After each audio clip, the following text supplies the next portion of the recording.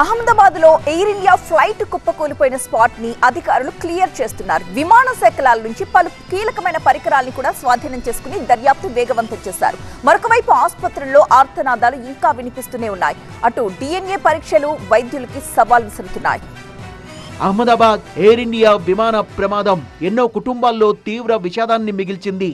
ఆ ప్రమాదంలో ఇప్పటి వరకు 274 మంది చనిపోయినట్లు Ahmedabad deputy commissioner of police వెల్లడించారు. మరికొంతమంది ఆసుపత్రిలో చికిత్స పొందుతున్నారు. దాదాపు 15 మంది డిశ్చార్జ్ అయ్యారు. మరోవైపు ఫ్లైట్ కూలిపోయిన స్పాట్ ను అధికారులు క్లియర్ చేస్తున్నారు. శిథిలాల్లో దొరికిన కీలక పరికరాల్ని దర్యాప్తు సంస్థలకు అందజేసి ఆ ప్రాంతాన్ని యథాస్థితికి తెచ్చేందుకు 3 షిఫ్టుల్లో పనిచేస్తున్నారు.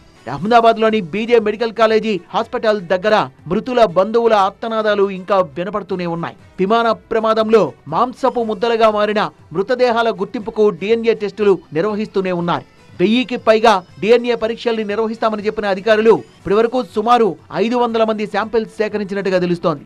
రాత్రి పగలు అన్న తేడా లేకుండా 3 షిఫ్టుల్లో పనిచేస్తున్నారు వైద్య సిబ్బంది. బ్లడ్ శాంపిల్స్ ఇస్తున్న వాళ్లలో 8 ఏళ్ల బాలుడి దగ్గర నుంచి 80 ఏళ్ల వయసున్న వాళ్లు ఉన్నారు. రక్త నమూనాలు ఇచ్చాక రిపోర్ట్ కోసం కనీసం 72 గంటలు పడుతుండటంతో బాధిత కుటుంబ సభ్యులకు నిరీక్షణ తప్పడం లేదు.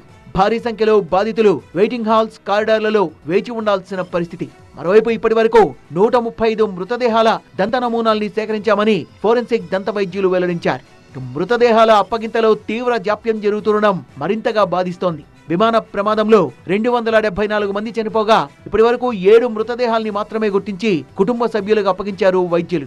డిఎన్ఏ పరీక్షల ద్వారా మృతదేహాల్ని గుర్తించడం సవాల్గా మారిందని, అందుకే డెడ్ బాడీల అప్పగింత ఆలస్యమవుతోందని చెబుతున్నారు. ఎన్ని ప్రతికూలతలున్నా 1కి 2 సార్లైన పరీక్షల్ని నిర్వహించి ఎవరి మృతదేహాన్ని వాళ్ళ బంధువులకి అప్పగిస్తామంటున్నారు. మొత్తంగా ఓవైపు వేగంగా విమాన శకలాల తొలగింపు ప్రక్రియ, మరోవైపు అంతే స్పీడ్ గా డిఎన్ఏ పరీక్షల ద్వారా మృతదేహాల్ని గుర్తించే పని జరుగుతోంది. వీలైనంత త్వరగా మేఘాని నగర్ ను యథాస్థితికి తీసుకొస్తామని అధికారులు చెబుతున్నారు. డిఎన్ఏ రిపోర్టుల కోసం గంటల తరబడి ఎదురు చూడొద్దు, రిపోర్ట్ రాగానే సమాచారం ఇస్తాం, వెళ్లిపోండి అంటూ వైద్యులు బాధిత కుటుంబాలకు చెబుతున్నారు.